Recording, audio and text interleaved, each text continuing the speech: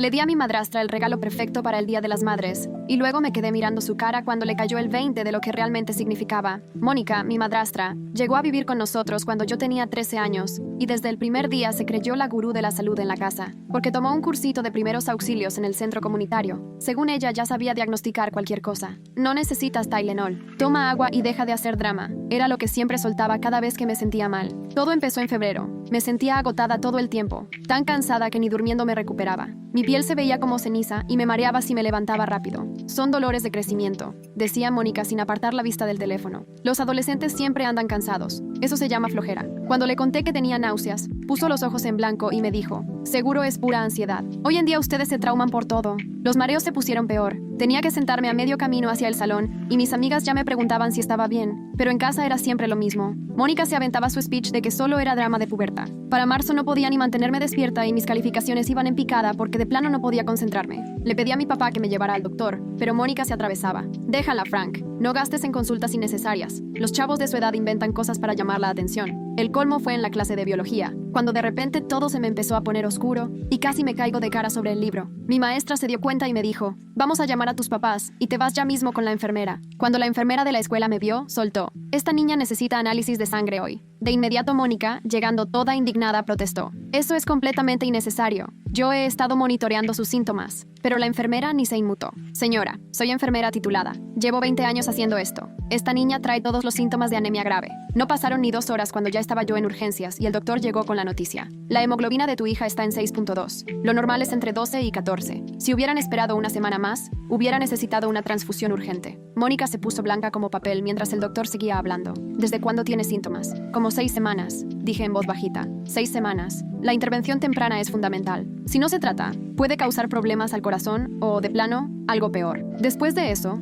Mónica se quedó mudita en todo lo que tenía que ver con la salud, pero ni así tuvo el valor de pedirme perdón. Ni una sola vez reconoció lo que pasó. Mi papá intentó sacar el tema una noche, diciendo con toda la calma, Mónica, creo que deberíamos hablar de lo que dijo el doctor. Pero ella se paró de la mesa y se fue como si nada. Yo me quedé con el tenedor en el aire, y papá solo suspiró y dijo, dale tiempo. Pero la neta, yo ya no pensaba darle nada. Desde ahí empecé a apuntar cada cosa que pasaba, cada síntoma que mencionaba, y ella ignoraba. Cada vez que me decía exagerada o jugaba al doctor en vez de escucharme, todo lo escribí en una libreta escondida bajo el colchón. Anotaba cosas como 12 de febrero. Le conté a Mónica de los mareos y dijo que durmiera más. 3 de marzo, le mencioné que me veía pálida y dijo que tomara sol. 15 de marzo, casi me desmayo en educación física y salió con que estaba fuera de condición. Y así la lista seguía creciendo, ¿me entiendes? Entre más escribía, más coraje sentía. Pero lo que de verdad me hizo explotar fue otra cosa. 2 semanas después de la ida a urgencias, escuché a Mónica hablando con una amiga por teléfono. Yo estaba haciendo tarea en mi cuarto y ella andaba en el pasillo, hablando súper fuerte. Ay, no fue nada, le decía. Fue anemia juvenil. Eso pasa siempre. El doctor exageró muchísimo. No pude evitar soltar la pluma. Ni así aceptaba lo que hizo. Seguía haciéndose la que no fue para tanto, como si no hubiera puesto en riesgo mi vida por orgullosa. Obviamente yo sabía que algo no estaba bien, seguía diciendo. Estaba al tanto de todo bajo control. Me tuve que morder la mano para no gritar. Y ahí fue cuando empecé a planear. Se acercaba el Día de las Madres. Faltaban como 8 semanas. Y Mónica ya empezaba con sus indirectas. Un día de spa estaría increíble. Oh, siempre he querido una de esas cafeteras bonitas. Hablaba del Día de las Madres como si se mereciera la gran celebración. Como si de verdad fuera una supermamá, en vez de alguien que casi me deja morir por necia. Y ella seguía con su papel de experta con todo el mundo. En el súper aconsejaba a desconocidos que no necesitaban lentes, solo mejor luz. En la iglesia diagnosticó a la esposa del pastor con intolerancia al gluten solo porque sí. Créame, yo sé de estas cosas. Decía tan segura que la gente le creía, y hasta se sentía tonta al dudar. Tenía ese don para hacerte sentir que el que estaba mal eras tú, aunque dijera puras tonterías. Para colmo, mi hermanastro empezó a tener dolores de cabeza. Tenía 11 años. Llegaba a desayunar todo frotándose las sienes, con cara de enfermo. Me duele la cabeza, decía, y Mónica ni lo pelaba. Seguro estás deshidratado. Toma agua. Así estuvo semanas enteras. Todas las mañanas era lo mismo. Dolor de cabeza, toma agua, cállate. Yo veía todo y sentía náuseas porque sabía exactamente por lo que pasaba. Le estaba haciendo lo mismo que a mí, pero yo seguía recuperándome. Tomaba suplementos de hierro, iba a estudios cada semana y no tenía ni fuerzas para pelearme con ella por mi hermanastro. Luego el niño empezó a vomitar. No era diario, pero ya era patrón. Vomitaba en las mañanas, justo después de desayunar. Seguro comes muy rápido, decía Mónica. O a lo mejor eres intolerante a la lactosa. Siempre tenía una respuesta, menos la correcta. Lo veía encorvado en el lavabo, temblando, y desde abajo ella solo gritaba, apúrate que vas tarde a la escuela. Yo también empecé a notar sus síntomas en algunas hojas separadas, nada más para él. Los dolores de cabeza empezaron a mediados de marzo, el vómito un poco después, y el 10 de abril ya se sentía mareado. Las respuestas de Mónica eran igualitas que conmigo. ¿Estás bien? No exageres. Los niños de tu edad siempre se quejan. Era como ver la misma película de terror otra vez, sabiendo perfecto cómo acaba y sin poder hacer nada. Mi papá, la verdad, ni figuraba. Trabajaba todo el día en su despacho de contador, y cuando por fin llegaba, solo quería paz en la casa. Cada vez que yo quería hablar con él sobre lo que Mónica hacía, él solo salía con un «ella lo hace de buena fe» o «solo quiere ayudar». De verdad me daban ganas de gritarle que esa manera de ayudar nos estaba llevando al hoyo. Pero, ¿para qué? Él ya la había elegido y la iba a seguir eligiendo hasta que la realidad se le viniera encima. Mejor me enfoqué en mi plan para el Día de las Madres. Me pasé el domingo entero atorada con ese libro de medicina que encontré usado en internet, bien barato. La señora que me lo vendió era enfermera retirada, y cuando le conté que era para la escuela, me regaló unas revistas médicas viejitas. La educación es importante, me dijo, y yo solo sonreí y le di las gracias. Si supiera para qué lo quería de verdad. Saqué del portal del hospital los resultados de mis análisis de sangre. Desde que nos dieron acceso a mis expedientes médicos en línea, Mónica ni en cuenta que yo podía ver todo. Imprimí la hoja donde mi hemoglobina estaba en 6.2 y con un plumón rojo la marqué tanto que casi rompía el papel. También imprimí las notas médicas de esa consulta. Paciente llega con anemia grave, probablemente no tratada por 6 a 8 semanas. Cuidadora menciona que minimizó los síntomas pensando que solo era algo de la edad. Se necesita atención inmediata para evitar daños al corazón. La foto en la cama del hospital la tenía fácil. Papá la tomó sin pensarlo. Solo le dio clic para mandársela a mi tía y avisarle que seguía viva. Salgo para el perro, toda gris, con unas ojeras tremendas, suero en el brazo, medio dormida y sin poder abrir bien los ojos. Perfecta. Me tardé 2 semanas haciendo la tarjeta. Creo que la reescribí como 20 veces hasta que sonó justo como quería. Directa, pero no cruel de frente. Tenía que parecer una cartita de agradecimiento, hasta que leyeras bien lo que decía. Gracias por enseñarme que cuando alguien te dice que se siente mal, siempre hay que creerle. Tu hijastra, la que casi se muere. Directo, sencillo y sin espacio para hacerse pelotas. Mónica armó el brunch del Día de las Madres en su restaurante favorito. Invitó a todas sus amigas, hasta a las enfermeras con las que hace labor social en el hospital. Llevaba semanas presumiendo que iba a estar padrísimo, que qué bonito celebrar con sus niñas. Hasta la oía hablar con el restaurante, pidiendo el salón privado, checando que todo estuviera perfecto. Emocionadísima, segura de que este iba a ser su día estelar. La noche antes del Día de las Madres no pude pegar el ojo, repasando una y otra vez el plan en mi cabeza para que no se me fuera nada. El libro listo en la página correcta, resultados de sangre claros, la foto impresa en papel chido para que no se viera chafa, todo bien acomodado en una caja blanca, con papel de China y hasta un moño, porque bueno, ya si vas a hacer el show, hazlo bonito. El mero Día de las Madres, Mónica amaneció de un humor que no le conocía en meses, tarareando en el baño mientras se arreglaba, preguntándole a papá qué aretes iba mejor. Va a estar increíble, decía a cada rato. Ya quiero ver a todos. Yo solo le sonreía y movía la cabeza, con la caja en las piernas todo el camino al restaurante. Sus amigas ya estaban ahí cuando llegamos. Nancy, la jefa en terapia intensiva, Beth de pediatría, Jennifer del área cardíaca, puras enfermeras de verdad, con títulos y todo. Recibieron a Mónica con abrazos, halagos, le echaron flores por el vestido y el corte de pelo. Yo me senté en la punta de la mesa y esperé. Pedimos la comida. La plática era de todo y nada. Mónica no le quitaba el ojo al regalo que puse frente a ella, bien ansiosa por abrirlo. ¿Ya lo puedo abrir?, me preguntó con la cara de niña en Navidad. Me encogí de hombros. Claro, es tu día. Me sonrió de oreja a oreja, y por un segundo, hasta me sentí mal, apenas. Luego recordé cómo estaba yo sentada en urgencias, oyendo al doctor decir que me pude haber muerto, y se me quitó la culpa. Deshizo el moño con cuidado, quitó el papel, levantó la tapa, y vi cómo le iba cambiando la cara según iba agarrando la onda. Primero con cara de ¿qué es esto? Luego se le empieza a prender el foco. Después esa mirada de miedo. Sacó el libro, se fue directo a la página marcada, leyó los síntomas subrayados. Fatiga, piel pálida, mareos, debilidad, taquicardia. Todo lo que yo le había dicho y que ella nunca me creyó. Luego vio los resultados de la sangre, manos temblorosas mientras leía lo del círculo rojísimo. Revisó también la nota médica. Ahí sí, silencio absoluto en la mesa. Nancy se asomó a ver qué onda con Mónica, y también se le desfiguró la cara. «Mónica», le dijo despacito. «¿Qué es todo esto?». Mónica ni supo qué decir. Solo miraba la foto mía, tirada en la cama del hospital, con cara de que ahí me iba a quedar. Se le fue el color de la cara. Literal parecía que le habían sacado toda la sangre. «Yo no», empezó, pero se le hizo un nudo en la garganta. «Esto no es lo que... Pásame eso», dijo Nancy con un tono de... «Se acabó la fiesta». Le quitó el libro, leyó la página, agarró los papeles, la foto. Las demás enfermeras se acercaron también, a revisar entre todas, armando el rompecabezas de lo que pasó. «Mónica», ahora Nancy hablaba con frialdad, «por favor dime que no ignoraste síntomas de anemia grave». Se endureció. «Eso es clásico de presión intracraneal». El silencio que cayó fue brutal. Podías oír hasta el aire acondicionado y los cubiertos de otras mesas, pero ahí nadie respiraba. 7 mujeres clavadas en Mónica, esperando que diera una respuesta, aunque ya nada arreglaba lo que pasó. Mi hermanastro estaba al lado de papá, jugando en su teléfono, típico niño en comidas de adultos. Pero cuando Nancy dijo lo de la presión, alzó la cara de golpe. Me miró, volteó a ver a Mónica, volvió a verme. Vi clarito el momento en que le cayó el 20, cómo se le abrieron los ojos. Ya había escuchado a las enfermeras mencionar síntomas. Había visto el libro, y de pronto armó el cuadro en su cabeza. Espera, dijo en voz bajita. ¿Qué expresión intracraneal? Nancy lo miró como si apenas se diera cuenta que ahí estaba, y luego, dirigiéndose a Mónica, cambió el tono. Oye, cielo, ¿desde cuándo te duele la cabeza?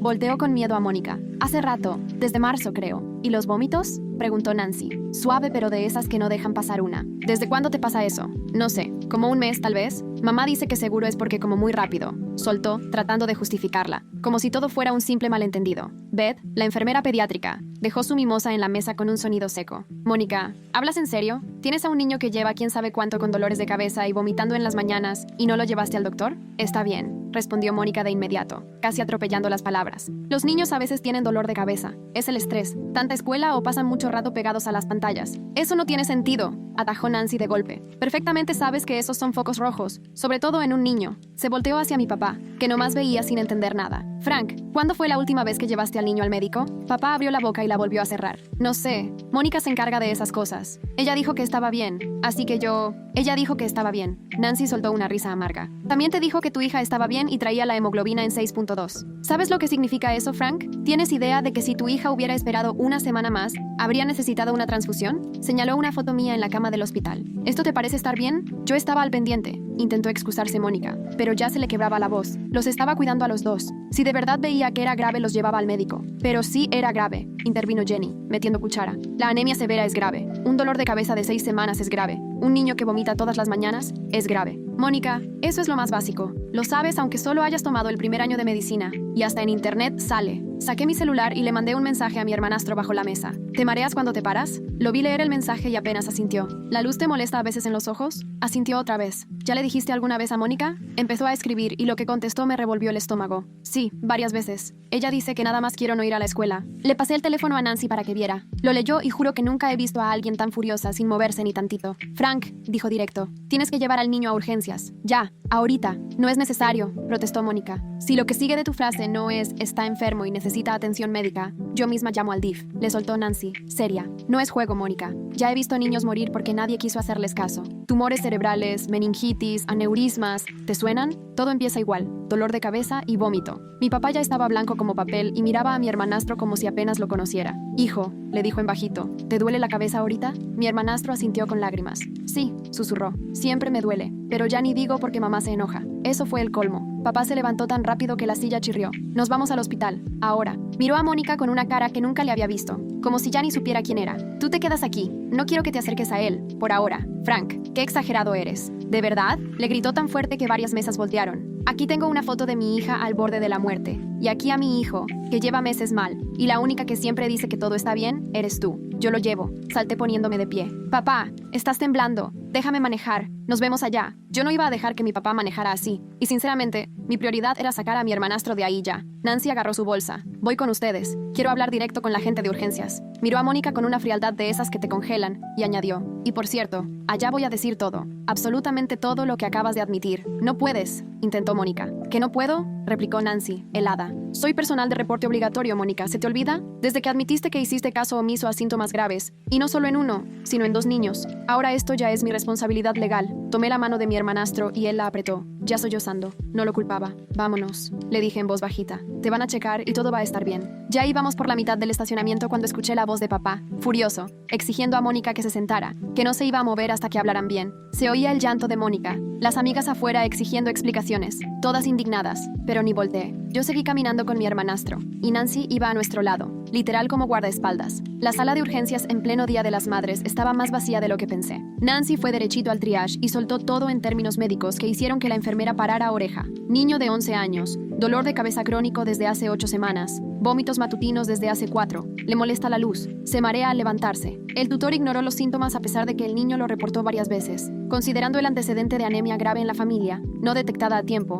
temo hipertensión intracraneal. Solicito tomografía urgente. Se lo llevaron en menos de 10 minutos. Nancy lo acompañó y yo me quedé afuera. Ahí me dejé sentir todo. La rabia, el miedo, la frustración de que Mónica seguía sin aprender nada, de que había estado a punto de arruinar otra vida, igual que casi acabó con la mía. Saqué el celular y empecé a grabar una nota de voz, narrando todo lo del brunch, la cara de Nancy con el manual de medicina, la reacción de Beth al escuchar los síntomas de mi hermanastro, las excusas absurdas de Mónica. No quería que después fuera a cambiar la historia. Todo tenía que quedar guardado y claro. Mi papá llegó como 20 minutos después. Parecía otro, como si hubiera envejecido años en ese ratito. Se sentó a mi lado, callado, mirando al vacío. Ya después habló. Debí fijarme, debí estar más atento. Es que yo sí confiaba en ella. Se veía tan segura con lo médico. Pensé que se le fue la voz. Perdón, de verdad, a los dos. Perdón. Pa, le dije quedito. Ella también te mintió y lo sabe hacer muy bien. Y era cierto. Lo más aterrador era eso. Mónica sabía mentir mirándote fijo a los ojos, hacerte dudar de ti mismo, voltearte todo hasta que terminabas pidiéndole disculpas tú. 3 horas después, Nancy salió con un doctor que ni conocía. Su cara era seria, y antes de que nos dijeran algo,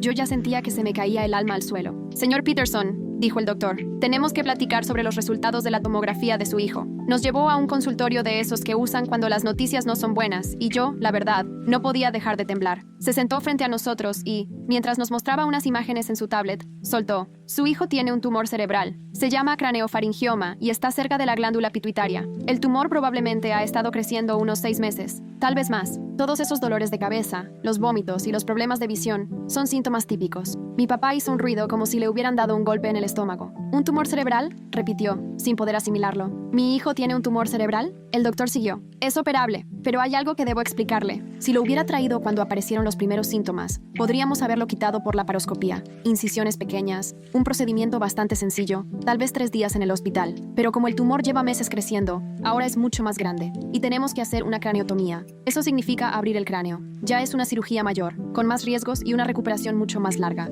Yo solo atiné a preguntar, ¿pero va a estar bien? O sea, sí va a sobrevivir, ¿verdad? El doctor fue cauteloso. La cirugía tiene alrededor de un 85% de éxito para remover todo el tumor, pero no está exenta de riesgos. Puede haber problemas hormonales, de visión, dificultades para aprender, y siempre existe la posibilidad de alguna complicación durante la operación. Volteó a ver a mi papá y le dijo muy en serio, le voy a hablar claro, señor Peterson. Cada semana que pasó sin tratar el tumor, los riesgos aumentaron. Si hubiéramos esperado otro mes o 2, quizás la historia sería completamente distinta. En ese momento, Nancy se inclinó hacia adelante. Doctor, necesito saber, ¿la falta de atención de la cuidadora empeoró directamente la condición del niño? El doctor la miró y después vio a mi papá. Voy a dejar en mi nota que el menor presentó síntomas clarísimos que no recibieron atención durante un buen rato. El área de trabajo social va a hacer una entrevista de seguimiento. Así es el protocolo en estos casos. ¿El DIF?, preguntó Nancy. ¿Va a contactar al DIF? No es mi área, respondió el doctor con cuidado. Pero sí, se levantará el reporte. Mi papá se cubrió la cara con las manos. Yo solo lo veía, sintiéndome como anestesiado, mientras se derrumbaba.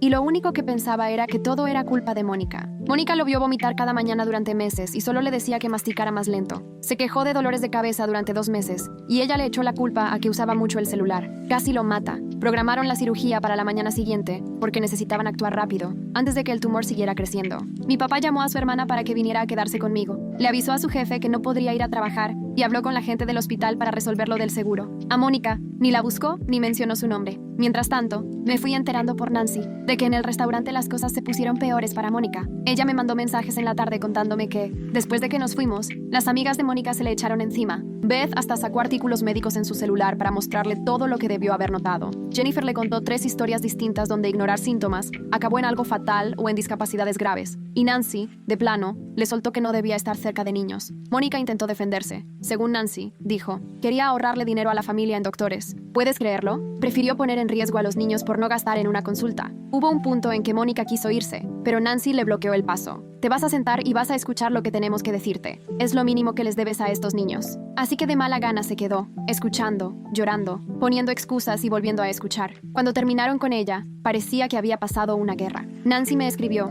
Le dijimos que la vamos a reportar con la coordinadora de voluntarios del hospital. Las 3 vamos a presentar una queja formal. Jamás volverá a ser voluntaria. Yo me encargo. Tomé captura de todos los mensajes de Nancy, los guardé en la nube, me los mandé por correo y los imprimí, por si acaso. Estaba armando un caso contra Mónica, pieza por pieza, porque quería guardar todas las pruebas. Esa noche me quedé en el hospital con mi papá y mi hermanastro. Ya lo habían hospitalizado y empezaron a ponerle esteroides para bajar la inflamación del tumor. Se veía tan chiquito en esa cama, lleno de tubos y cables, y yo no dejaba de pensar en cómo Mónica pudo verlo sufrir diario y no hizo nada. ¿Qué clase de persona hace eso? ¿Quién ve a un niño pasándola así y todavía dice que exagera? Mi papá dormía en una silla junto a la cama, o algo parecido, porque todo el tiempo se movía, suspiraba, se levantaba cada media hora a checar que mi hermanastro estuviera bien. Como a las 3 de la mañana, el niño se despertó llorando del dolor y mi papá le tomó la mano. Perdóname, hijo, te fallé. Debí protegerte mejor. Debí escucharte. Esto es mi culpa. Pero no era su culpa. Al menos no de verdad. Era de Mónica, que lo convenció de que sabía lo que hacía, que lo hacía sentir tonto por cuestionar sus consejos médicos, que abusó de su confianza y casi destroza a la familia.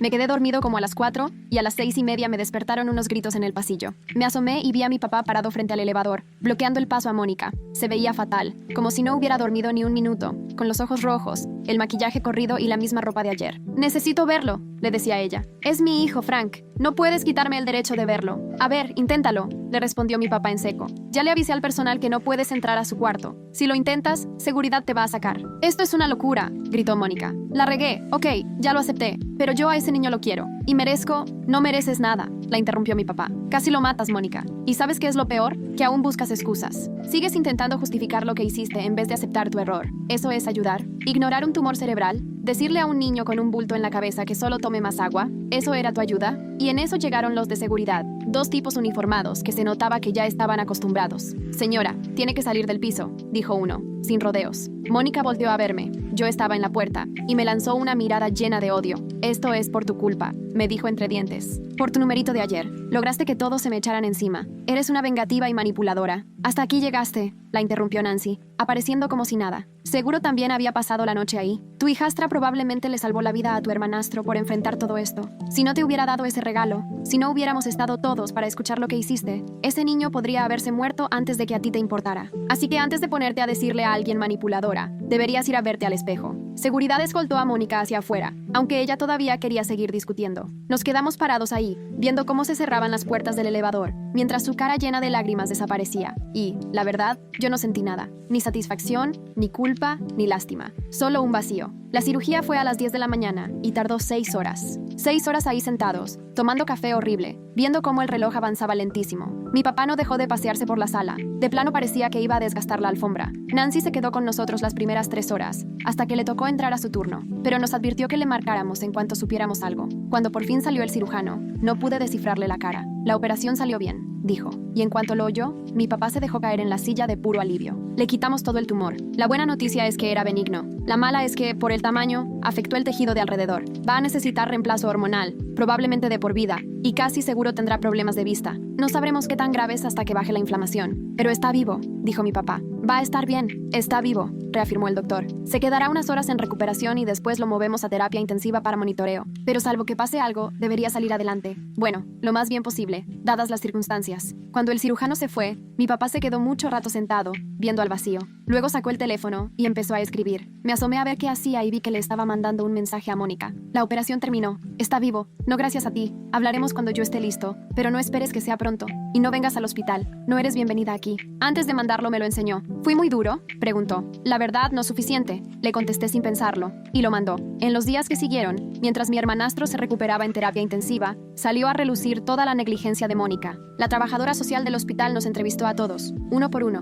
tomando nota de cada síntoma que Mónica ignoró, cada vez que nos tachó de exagerados, cada momento en que cualquiera con tantita sensatez habría llevado a alguien al doctor. Esto va directo al DIF, le dijo la trabajadora social a mi papá. Por ley tengo que reportar la sospecha de negligencia médica, y este es de los casos más claros que me ha tocado ver. Un tumor cerebral sin tratar durante meses y el niño sintiéndose mal, libro de texto. Luego, Nancy me mandó una captura de pantalla del correo de la coordinadora de voluntarios del hospital. Estimada señora Peterson, hemos recibido varias quejas graves sobre su comportamiento y los consejos médicos que le ha dado a pacientes y familiares. A partir de este momento, su voluntariado queda suspendido mientras se investiga el asunto. No debe regresar a ninguna de las instalaciones del hospital hasta que esto se resuelva. Pero claro que Mónica no iba a quedarse de brazos cruzados. Para nada. 3 días después de la operación de mi hermanastro, el teléfono de mi papá no dejaba de sonar. Su mamá, su hermana, su hermano, hasta el primo, toda la familia marcando para saber qué estaba pasando, porque según Mónica, yo me había inventado expedientes médicos nada más para arruinarle la vida. Está diciendo que inventaste lo de la anemia, me dijo mi papá después de colgar con la tercera llamada. Según ella, tú manipulaste los estudios de sangre, le pagaste a un actor para que se hiciera pasar por tu doctor y todo fue un plan para ponerme en su contra. Eso es absurdo, respondí. El hospital tiene todos mis registros, ellos pueden comprobar todo. Lo sé, tú lo sabes. Pero la familia ya le creyó, porque es más fácil eso que aceptar la verdad. Que me casé con alguien que puso en riesgo a mis hijos. Mi papá se talló la cara, cansadísimo. Hasta mi mamá me pidió que le diera otra oportunidad a Mónica. Que todos nos equivocamos y la familia se debe perdonar. Casi mata a 2 niños, Le solté. Eso no es un error, eso es negligencia. Ve y explícale eso a alguien que solo quiere ver lo bueno en la gente, murmuró mi papá. Para el fin de semana, Mónica ya había convencido a la mitad de la familia de mi papá de que yo era una escuincla mentirosa, manipuladora y celosa, que solo quería separar el matrimonio. No importaba que mi hermanastro estuviera recuperándose todavía en el hospital de una cirugía cerebral. No importaba que los doctores lo hubieran documentado todo o que 3 enfermeras con experiencia hubieran presenciado la confesión de Mónica. No, para ellos la mala era yo. Mi papá terminó gritándole a su mamá por teléfono y lo oí desde el pasillo, su voz fuerte y llena de coraje. Mamá, tiene un tumor cerebral, un tumor que no se atendió en meses. ¿Qué parte no entiendes? Mónica ignoró síntomas médicos graves, y no solo con uno, sino con 2 niños. El hospital ya denunció ante el DIF. Esto no es que mi hija sea dramática, es negligencia médica y está documentado. Según parece, su mamá solo le dijo que Mónica estaba muy estresada y que cada quien reacciona distinto. Mi papá le colgó, pero Mónica todavía fue más lejos. Empezó a aparecerse donde sabía que él estaría, en el súper, la gasolinera, su cafetería favorita. Se topaba con él e intentaba platicar, como si no hubiera pasado nada, como si no hubiera puesto en peligro a 2 niños por pura terquedad. Mi papá terminó cambiando de ruta para ir al trabajo, yendo a otras tiendas, evitando todo lo que era parte de su rutina. No puedo verla, me dijo una noche. Cada vez que la veo, solo pienso en ti en esa cama de hospital, en tu hermanastro en la mesa de operaciones, y en cómo todo esto se pudo haber evitado si ella solo hubiera escuchado, si hubiera aceptado que no lo sabía todo. Mi hermanastro volvió a casa una semana después de la cirugía. Tenía una cicatriz enorme en la cabeza donde le abrieron el cráneo y se cansaba rapidísimo, pero el doctor nos dijo que iba progresando bien. Iba a necesitar terapia física, revisiones frecuentes con el neurólogo y varios medicamentos, pero estaba vivo. Eso era lo más importante. Mónica intentó venir el día que dieron de alta a mi hermanastro. Apenas papá lo había acomodado en el sillón con cobijas y almohadas cuando sonó el timbre. Me asomé por la ventana y vi su coche estacionado en la entrada. «No contestes», le dije. «Ni pensaba hacerlo», contestó mi papá. Luego ella tocó el timbre como 6 veces y después empezó a golpear la puerta con fuerza. Escuchamos que gritaba desde afuera. «Frank, por favor, solo quiero hablar. Sé que me equivoqué, pero podemos superar esto. Te amo. Amo a los niños. Por favor, déjame explicarte». Mi hermanastro me miró con los ojos bien abiertos. «¿Es mi mamá?», preguntó. «Sí», le respondí, «pero papá no quiere que esté aquí ahorita». «Bien», murmuró. «Yo tampoco quiero verla». Al final, Mónica se fue, pero antes dejó una nota pegada en la puerta. «Frank, sé que la regué. Debí haber tomado más en serio sus síntomas, pero me ganó el miedo a estar equivocada, a verme mal, a aceptar que no sabía tanto como presumía. Dejé que mi orgullo se interpusiera en su salud, y eso me lo voy a reprochar toda la vida. Solo te pido una oportunidad para arreglarlo. Estoy yendo a terapia, tomando clases. Voy a cambiar. Nada más te pido que no me cierres la puerta. Podemos salir adelante juntos. Te amo. Amo a nuestra familia. Por favor». Papá leyó la nota, la arrugó y la aventó directo a la basura. Muy poco. Demasiado tarde. Fue lo único que dijo. Pero yo no me quedaba tranquilo solo con mantenerla lejos. Quería que pagara, que todos supieran lo que había hecho y que hubiera consecuencias realmente importantes. Así que empecé a moverme. Primero le llamé a Nancy y le pregunté si ella y las otras enfermeras estarían dispuestas a declarar en el divorcio de mi papá. «Por supuesto», me dijo Nancy sin dudarlo. «De hecho, ya hablé con un amigo abogado. Todo lo que hicieron puede documentarse como negligencia médica. Eso pesa muy fuerte ante el juez. Vamos a testificar sobre lo que escuchamos decir en el desayuno». Después llamé a mi tía, la hermana de mi papá, que había sido escéptica hasta que le mandé copias de mis expedientes médicos, notas de las trabajadoras sociales y fotos de la cicatriz de la cirugía de mi hermanastro. «Dios mío», murmuró llena de sorpresa. Frank decía la verdad. «Mónica sí es así de irresponsable». «No es solo irresponsable», le contesté. «Es peligrosamente negligente. Y encima anda diciendo con todos que yo inventé todo». «Voy a aclarar las cosas en la familia», me prometió mi tía. «Esto no lo voy a permitir». También empecé a documentar todo lo que hacía Mónica. Cada vez que se aparecía buscando a mi papá, anotaba fecha y hora. Cada mensaje que le dejaba en el celular, lo guardaba. Cada nota que pegaba en la puerta, la fotografiaba. Estaba armando un caso, poniendo cada pieza en su lugar, para probar que nos acosaba, que evitaba asumir su responsabilidad y que le preocupaba mucho más su reputación que reconocer lo que había hecho. Papá por fin contrató a una abogada buenísima, especialista en divorcios complicados. Bastó que ella viera toda mi documentación, expedientes médicos, testimonios de las enfermeras, reportes de las trabajadoras sociales y las notas de CPS para decir: «Este es uno de los casos de negligencia médica más claros que he visto. No tiene forma de defenderse». La reacción de Mónica cuando recibió los papeles del divorcio fue justo como esperábamos. Llegó de nuevo a la casa, golpeando la puerta y gritando que mi papá no podía hacerle eso, que tenía derechos y que iba a pelear por todo. «Esta casa es mitad mía», gritó furiosa. «No puedes simplemente echarme. Tengo derecho a todo. La casa, los carros, los ahorros. No te vas a deshacer de mí tan fácil». Papá llamó a la policía y la sacaron escoltada de la propiedad, avisándole que no podía seguir molestando. Mónica se fue llorando, pero antes de irse todavía me gritó desde la ventana del coche: «Tú hiciste esto. Arruinaste todo. Espero que estés feliz». Y sí, la verdad es que sí sentí alivio de verla, por fin, enfrentando las consecuencias de todo lo que nos hizo. Luego, revolviendo entre las cosas viejas de su oficina buscando un cargador, encontré el cuaderno. Aunque papá ya casi había vaciado todo, aún quedaban papeles. Al mover una pila, se cayó algo, y debajo estaba una libreta de esas de espiral que venden en cualquier papelería. La levanté, curioso, y empecé a hojearla. Resultó ser un cuaderno médico, el diario de Mónica, y era una prueba irrefutable. Ella había estado apuntando nuestros síntomas por meses, no solo los míos o los de mi hermanastro, sino que, al parecer, esto lo hacía desde hacía años, desde que se mudó con mi papá. F se queja de dolor de espalda. Seguramente necesita mejorar postura. F dice que está cansado, pero se desvela viendo la tele. Hijastra dice que le duele la garganta. Seguramente solo quiere faltar a la escuela, pero las notas más recientes me helaron la sangre. 10 de febrero. Hijastra se ve pálida. Se queja de cansancio. Probablemente anemia, pero por ahora no me preocupo. Mejor vigilar. 24 de febrero. Hijastra mareada en las mañanas. Típico de anemia. Le servirían suplementos de hierro, pero no quiero alarmar a Frank ni llevarla al doctor.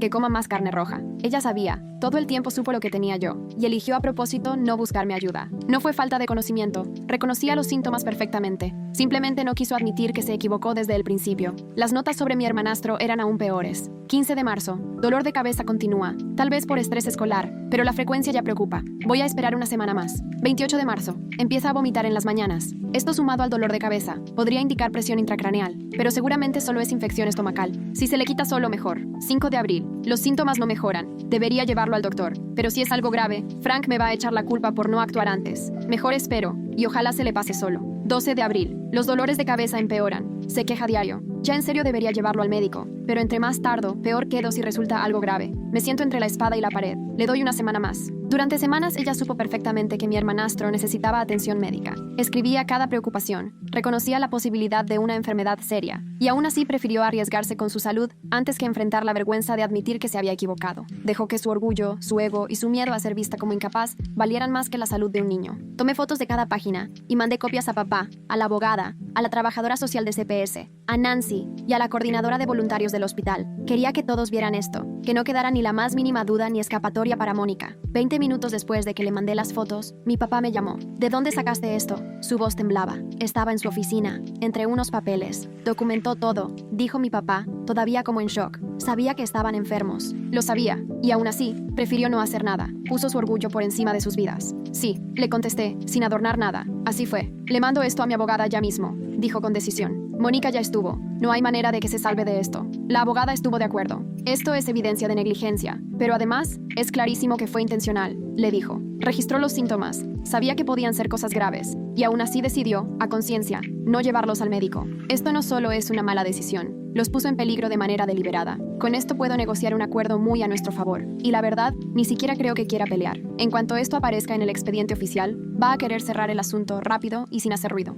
2 días después, el abogado de Mónica llamó para pedir una junta. Mi papá aceptó y le dije que yo también quería estar. El encuentro fue en una sala de juntas de esas frías y sin alma, en el despacho del abogado. Mónica se veía fatal, flaquísima, el pelo sin vida y unas ojeras que le llegaban casi a la barbilla. Ni siquiera volteó a verme. Su abogado empezó con cautela. Mi clienta está dispuesta a negociar. Nuestro abogado respondió cortante. Su clienta incurrió en negligencia médica y puso a menores en riesgo a propósito. Tenemos pruebas claras de que les negó la atención médica necesaria, sabiendo perfectamente lo que hacía. Hay declaraciones de 3 enfermeras certificadas que cuentan cómo ella misma lo admitió. Están los expedientes del hospital, los reportes de las asistentes sociales y una investigación abierta de protección a la infancia. No tienen margen de maniobra. El abogado de Mónica solo carraspeó. Sin embargo, consideramos que mi papá no dejó que terminara. Ella no tiene derecho a nada, ni a la casa, ni a mi jubilación, ni un peso de pensión. Renuncia por completo a cualquier derecho sobre mis hijos y firma la orden de restricción. Además, libera cualquier reclamo sobre los bienes matrimoniales. Si acepta eso, no presento cargos penales. Eso no es razonable, protestó el abogado de Mónica.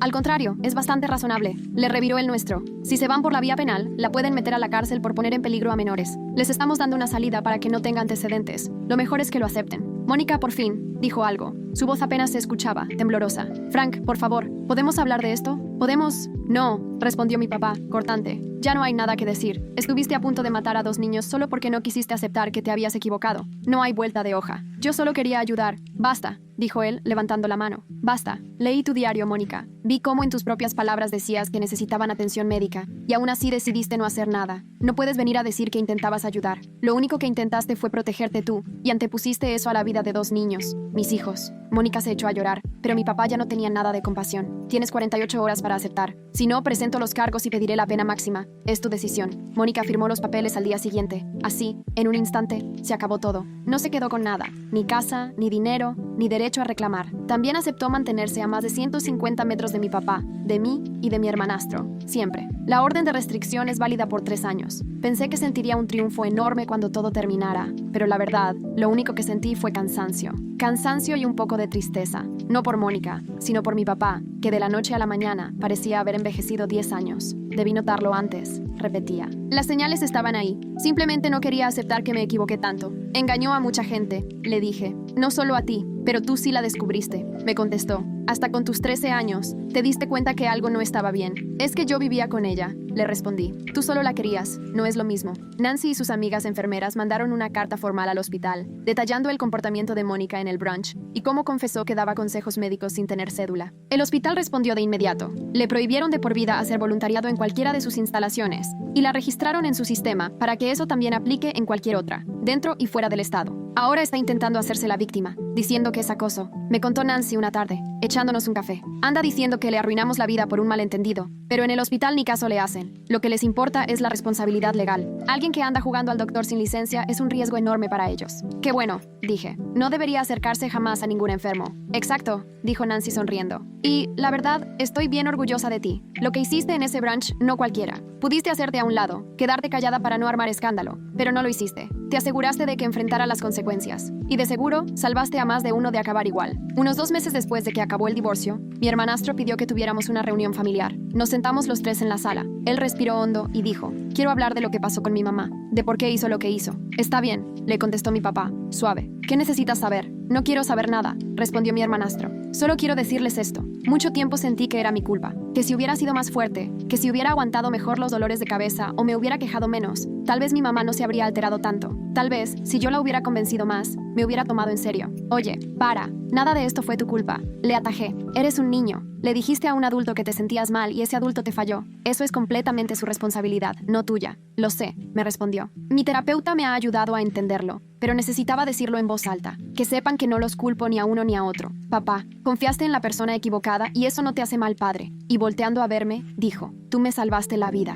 Si no hubieras hecho que los demás vieran lo que hacía Mónica, yo me hubiera muerto. Así me lo dijo el doctor. Así que gracias por tener el valor de hablar cuando yo no podía. Y ahí sí, todos terminamos llorando, pero de esas lágrimas buenas, que te ayudan a soltar el dolor en vez de tragártelo. Las cosas mejoraron poco a poco. Las cicatrices de la cirugía de mi hermanastro sanaron, aunque siempre le iba a quedar una marca donde le abrieron la cabeza. Sus hormonas se regularon con el tratamiento, y su problema de la vista era mínimo. Con lentes se corrigió sin problema. Regresó a la escuela y, para mi sorpresa, se volvió algo popular. Parece que hasta operarse del cerebro le dio cierto estatus con sus compañeros. Yo, por mi parte, terminé el tratamiento de la anemia, recuperé mis niveles de hierro y poco a poco empecé a sentirme como antes. Mis calificaciones mejoraron, dormía mucho mejor y por fin se me quitó ese cansancio que no me soltaba desde hacía meses. Mi papá empezó a salir con otras personas, pero ahora lo hacía con mucha precaución. Se fijaba en todo y cortaba cualquier cosa rara al instante. No voy a cometer el mismo error 2 veces, me aseguró. La siguiente vez que alguien entre a esta familia, la voy a investigar bien. ¿Y Mónica? Mónica se fue a vivir con su hermana, esa misma con la que, según Nancy, no se hablaba. Al parecer, solo la aceptó por compromiso,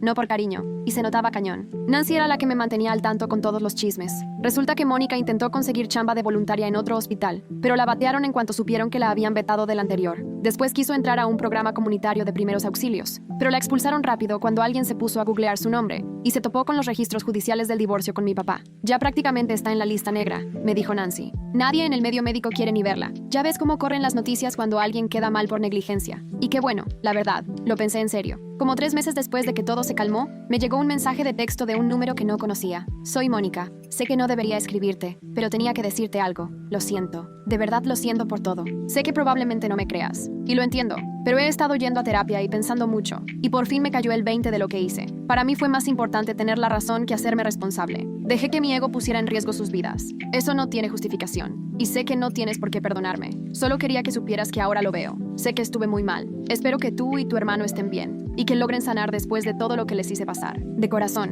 lo siento muchísimo. Le tomé screenshot al mensaje y se lo mandé al abogado para dejar constancia de que estaba quebrantando la orden de restricción. Luego, bloqueé el número. No me importaba si realmente lo sentía o no. Sus disculpas no borraban meses de sufrimiento. Pedir perdón no deshacía una cirugía cerebral. Un simple perdón no recuperaba el tiempo que mi hermanastro perdió mientras un tumor crecía en su cabeza sin que nadie se diera cuenta. Decir lo siento no cambiaba nada. 2 semanas después, supe por mi tía que la hermana de Mónica ya la estaba echando de la casa. Vivir con Mónica, aunque solo fuera unos meses, fue suficiente para que a la hermana le quedara clarísimo por qué no se llevaban. Mónica quiso ponerse a dar consejos médicos a los hijos de su hermana, y en cuanto esa se hartó, la mandó a hacer maletas y a buscar dónde quedarse. ¿Y ahora dónde se va a ir?, le pregunté a mi tía. La neta, nada más por curiosidad. Pues no tengo idea, me contestó. Y la verdad, tampoco me importa. Ella hizo sus elecciones. Ahora que se haga responsable. Mónica intentó llamarle a mi papá para pedirle quedarse en la casa unas semanas. Solo en lo que me acomodo. Mi papá solo le recordó la orden de restricción y le dijo que si lo volvía a buscar, iba a llamar a la policía. Luego intentó buscar apoyo con algunas de sus amigas del voluntariado en el hospital, pero Nancy ya se había encargado de que todas supieran bien quién era Mónica y lo que hizo,